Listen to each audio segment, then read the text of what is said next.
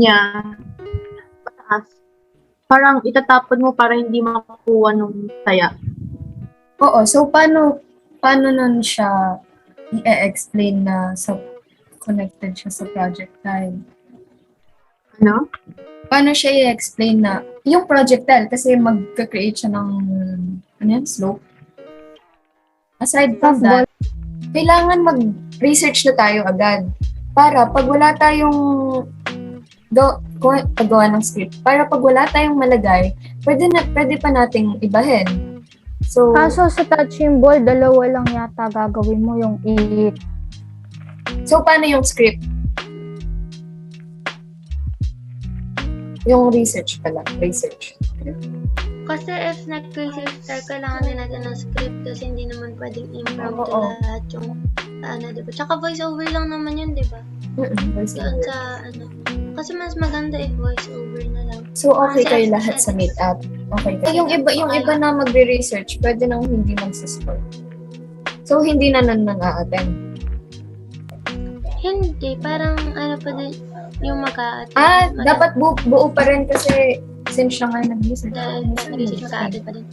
Nice. Yes. Okay. Ikaw mag-video, ikaw din mag-edit, no? Thanks. Saturday, sure kayo? 9 a.m., di ba? Ang meet-up sa 7-Eleven. Ang shirt, kulay white. If wala, kulay black, sabi. Pwede ba yun? Black? Okay lang ba yun? Oo, kahit ano naman, feeling ko okay lang naman. Anong raketa? Oo nga pala. Yung mga may raketa dyan. Para, Pati ba shuttlecock dadalhin? ano? Pati ba shuttlecock magdadala? Oo. Ay, oo, syempre. Oo nga pala, shuttlecock. May shuttlecock ba kayo? Ilan? Kasi meron naman ako dito. Ayun. Ayun siya. 4 pages ata siya. Or 5. May part si Sarah. Ayan, si Sarah. Si Phoebe. Si Gian. Si Phoebe ulit. Ako. Si Clarice. Si Ira. Tapos dito, ngayon, may ano pa ba? May mga hindi pa ba tayo na na-answer na questions? Kung ano pa yung mga gusto niyong itanong. Wala na ba? Okay na yun? Ganun lang naman.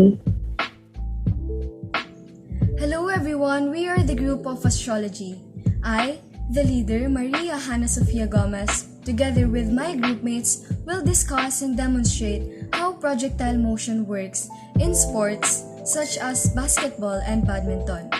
The questions that we will be going to answer in a while in this video are: first, how can projectile motion work in basketball skills? Second, how can projectile motion work in badminton skills? Third, why did we choose the sports badminton and basketball? And lastly, how can we apply projectile motion in our everyday life? But before anything else, let us discuss what is projectile motion. Let me have the pleasure to introduce you, Scarlett Kamatoy, to discuss this topic. A projectile is any object thrown into space upon which the only acting force is gravity. The primary force acting on a projectile is gravity. The path followed by a projectile is known as a trajectory. When a particle is thrown obliquely near the Earth's surface, it moves along a curved path under a constant acceleration that is directed towards the center of the path of such particle is called a projectile, and the motion is called a projectile motion. Now that we have clarified the definitions of projectile motion, let us now proceed on how can projectile motion work in basketball skills. We have the two teams to demonstrate the skills in basketball, which shows a parabolic path. We have here the team A, Rodney Lampa and Cyrus Copuno, while in team B we have John Christian Vergara and John Fritz Dunca. A basketball is a projectile when it is shot. Once the ball is tossed to the basket, it follows a parabolic path. This is an example of a horizontally thrown projectile. The projectile motion causes the ball to swish to the basket even though you are shooting it forwards and upwards. When a person throws a basketball towards the hoop, the basketball goes through projectile motion because it moves along a curved path under the influence of gravity only. We can apply projectile motion in different kinds of skills in basketball. We will have Ira Yutuk and Clarice Yabut to discuss the topic. As we have studied the skills in basketball, we noticed that there are two kinds of skills in basketball that show projectile motion, and these are shooting and passing. Here is Maria Clarice Yabut to explain why we chose basketball. The best example of projectile motion in basketball are passing and shooting, because the motion of the ball is projected into the air. This determines how the ball will accelerate in the air through passing and shooting with the flow of gravity. It depends on the person on how much force they will exert to create acceleration trajectory, range, height, and gravity. You must determine the location, velocity of the ball at different points and trajectory. Let us continue discussing the skills of basketball. Shooting. Lead the offensive action in order to score a basket.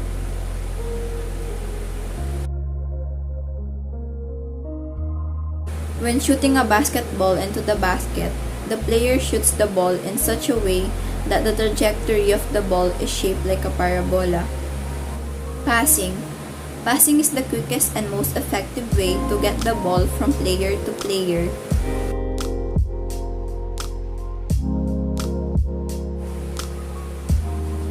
To initiate a pass, a player must first exert force on the basketball. When the ball leaves the player's hands, it becomes a projectile. Two separate forces act on the projectile, the X and Y components. Our second sport is badminton. Badminton is a very friendly sport as anyone can participate by observing certain games. In badminton, it moves along a curved path under the force of gravity. When there is one force applied at the beginning of the trajectory by the badminton player, projectile motion only occurs, after which the only force acting is gravity. In this sport, you will see that it has more skills related to projectile than in basketball, and these are smash, overhead clear, and forehand overhead clear.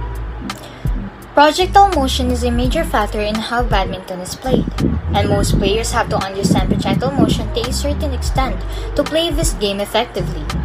There are several factors that affect the flight. The first thing that we found was gravity. When the shuttlecock is launched, it forms a parabolic shape because there is a downward acceleration. If for some reason there was no gravity, it would keep going straight because there will not be another force acting upon it. We have two teams again. Team A, Tracy Visico, Sara Valencia, Gian Sikat, Alexa De Jesus, Ira Yutuk. Team B, Fabiola Bumanglag, Scarlett Camatoy, John Christian Vergara, Alexis Ases, Alexia Cerezo, and Cyrus Capuno. Smash. A smash is a shot hit with power and speed downward to the opponent's court, similar to a tennis serve. To maximize the speed of a smash, the main body needs to work together to generate and deliver power into the shot. The energy starts from the foot and transfers to the waist, shoulder, arm, forearm, wrist, and racket head. Among these intersections, the waist, the forearm, and the wrist needs to be twisted. Badminton clears. Badminton clears are the most common and important to all badminton strokes. It can be played overhead and underarm. These shots can be played both on the forehand and backhand sides. Overhead clear. It is to move your opponent to the back court. That way, the clear will create space in the front court for you to exploit. It will give time to let you go back to your base, and it can be played with the throwing action.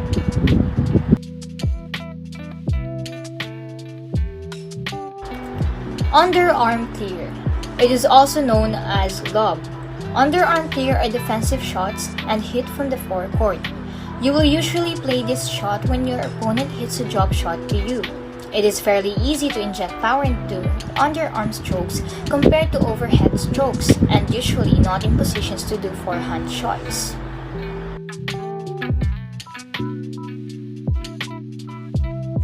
Projectile motion is very important in our lives, not just in sports, but also in the house, school, and anywhere else. All we need to do is to apply our knowledge and use it in a smart way. I hope this video helped you upon understanding the significance of projectile motion in our lives. This has been the group of astrology. Thank you and God bless.